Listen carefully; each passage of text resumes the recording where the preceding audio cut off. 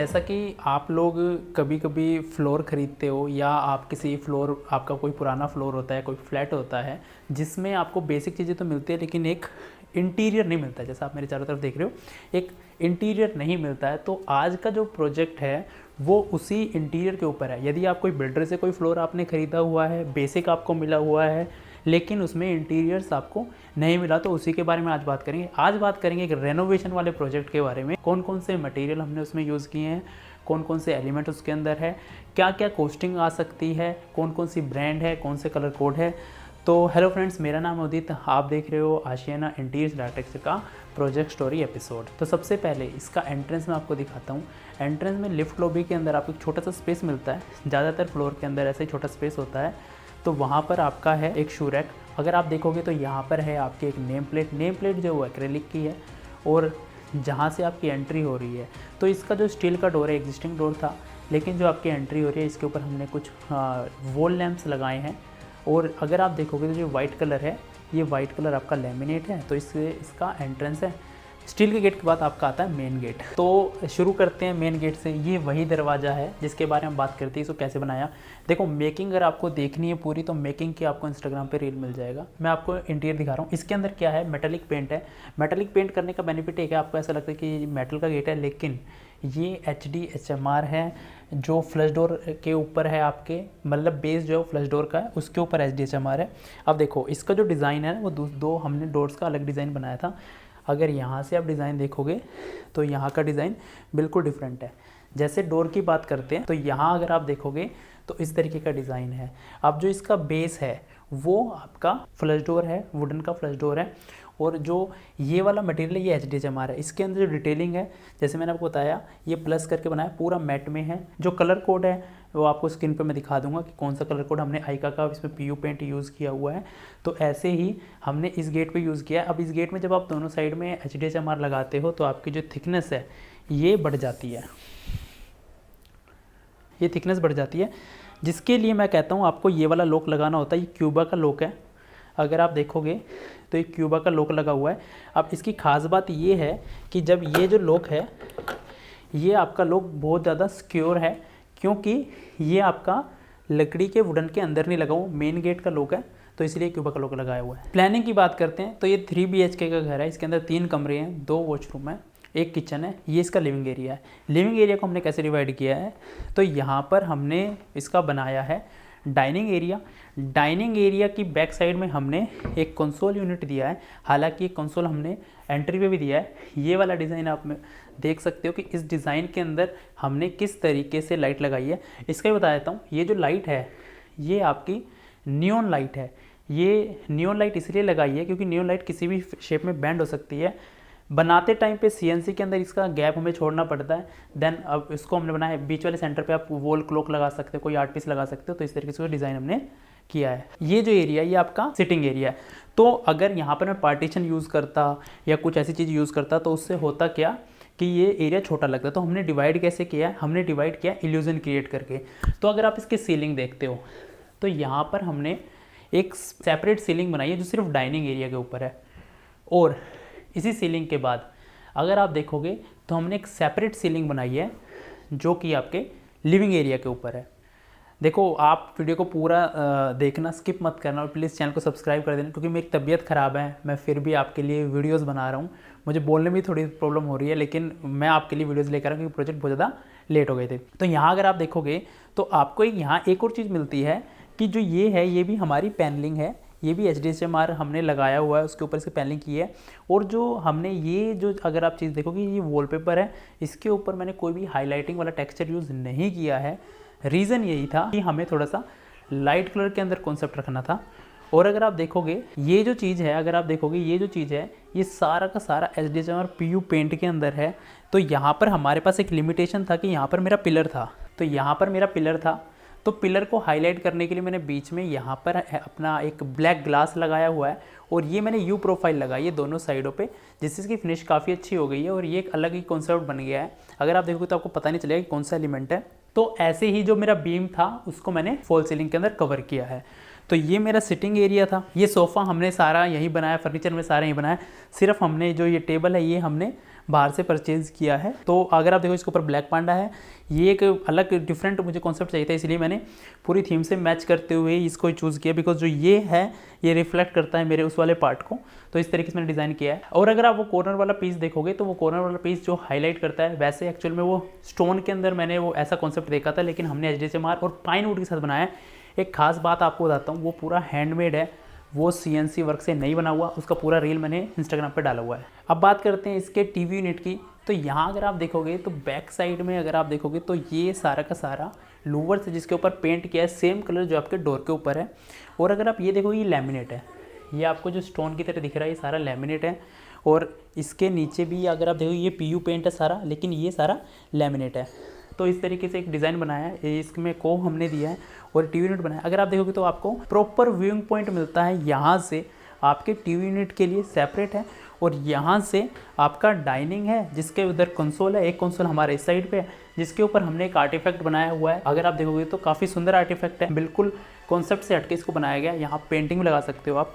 और यहाँ से हमारी जो एंट्रेंस है वो किचन के लिए, जिससे हमारा डाइनिंग पास पड़ता है। मैं आपको दिखाता हूँ किचन। ये है इसका किचन। अगर आप देखोगे तो पूरा एक लंबा आपको किचन मिल रहा है। पहले जो ये विंडो थी ये ऊपर थी, तो हमने एक विंडो प्लान की है नीचे। इस विंडो को मैंने ऐसे क्यों प्लान किया, ताकि हमारे कैबिनेट बन सके, चिमनी लग सके, इसलिए। अब बात करते हैं इसकी प्लानिंग के बारे में। तो जो ये किचन है, अगर सबसे पहले मैं बात करूं तो यहाँ पर हमें एक टॉयलेट मिलती है जो ग्लास वाली है, जो क्रोकरी यूनिट एज आप इसको यूज़ कर सकते हो। उसके बाद में हमारा फ्रिज का स्पेस है, उसके बाद में हमारा OTG का स्पेस है। डायमेंशंस की बात करूँ तो ये आपका 600 मतलब 2 फुट के आसपास होना चाहिए। ये आपका 41 इंचज़ 42 इंचज़ के आसपास होना चाहिए। ये आप अगर आप इसमें कोई भी इनबिल्ट चीज़ें नहीं लगा रहे, अप्लाइंसेस नहीं लगे, सिर्फ क्रोकरी यूनिट बनाना है, तो आप इसको 12 से 18 इंच कुछ भी ले सकते हो। फिलहाल मैंने इसको 15 इंच में बनाया हुआ है। यहाँ की साइड से आपका स्लैब शुरू होता है, जिसके बाद आपका सिंक आता है। जैसे मैंने बताया एग्जिस्टिंग फ्लोर के ऊपर हमने काम किया था, तो ये एग्जिस्टिंग यहीं पर था। जो ये है इसके पीछे पाइप गए हुए थे, तो ये मुझे 24 इंच लेना था। यहाँ से मेरा स्लैब का साइज़ बढ़ गया है ज़्यादा, ये वाला थोड़ा बढ़ गया है। ऊपर की साइड में आपको कैबिनेट मिलता है, इसके ऊपर आपको ओवरहेड यूनिट मिलता है, यहाँ आपको चिमनी मिलती है। तो आपको एक प्रॉपर वर्किंग ट्रायंगल मिलता है। एक जो चीज़ मैं अपनी किचन में हर बार आपको दिखाता हूँ, अपने मेरे पुराने प्रोजेक्ट में भी देखा कि मैं जो बनाता हूँ एक मल्टीपर्पज़ यूनिट ज़रूर बनाता हूँ हर किचन के अंदर। तो ये जो मल्टीपर्पज़ है इसके अंदर आपका क्रोकरी आ जाता है। आपके पास अगर कोई अलग से एक माइक्रोवेव वो आप यहाँ पे रख सकते हो, मिक्सी है वो यूज़ कर सकते हो इधर की साइड पे। और इधर की साइड पे आप एक आराम से एक सिटिंग आपको छोटी सी मिल जाती है। होता क्या है, इस सिटिंग का एक खासियत बताता हूँ मैं आपको।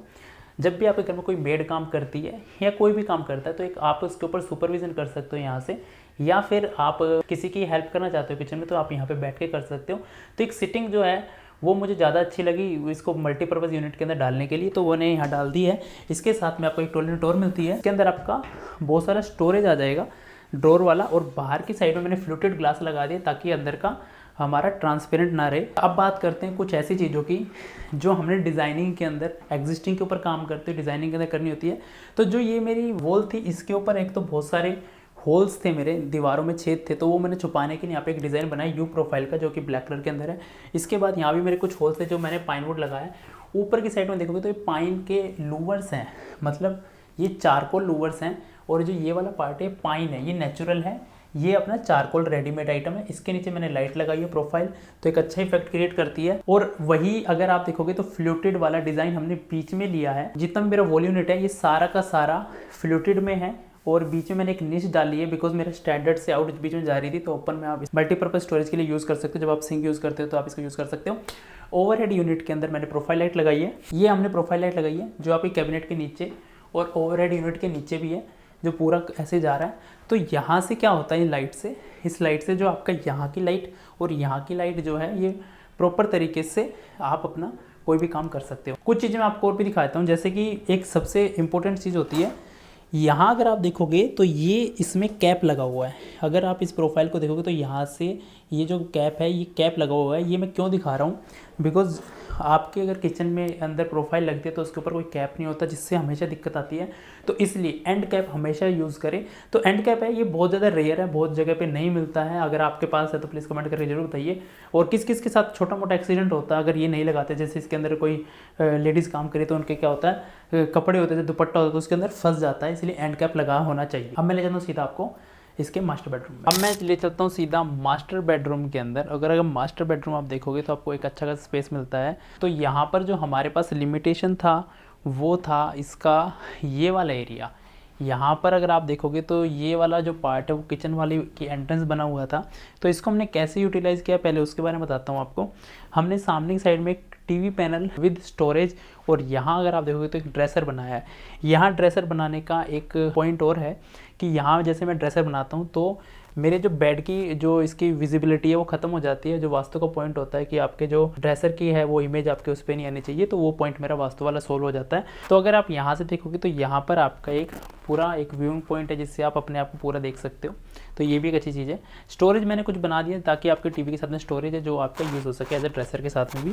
अब बात करते हैं इसकी मेन चीज़ के बारे में, ये बेड और इसकी बेड बैग के बारे में। तो अगर आप मेरे पीछे देखोगे तो बिल्कुल डिफरेंट स्टाइल में हमने कलर दिया है। एक कलर को बिल्कुल डिफरेंट रखा है, पूरी थीम से अलग। पूरा रूम जो है वो ग्रे और वाइट के ऊपर है, लेकिन ये जो कलर है ये पूरा हाईलाइट मैंने अलग से किया है। इसके अंदर आप देखो तो पीयू किया, पूरा HDHMR के अंदर हमने इसका बनाया है, मैट फिनिश के अंदर है। ऊपर की साइड में COB लाइट्स लगाई है और एक कोव का हमने कोव वाली जगह दी है जिससे इसका कलर हल्का सा चेंज होता है कॉर्नर से। अब बात करते हैं इसकी वार्डरोब के ऊपर। अगर आप वार्डरोब देखोगे तो ये स्लाइडिंग वार्डरोब है और यकीन मानिए ये वार्डरोब हमने यहीं पे कस्टम की है।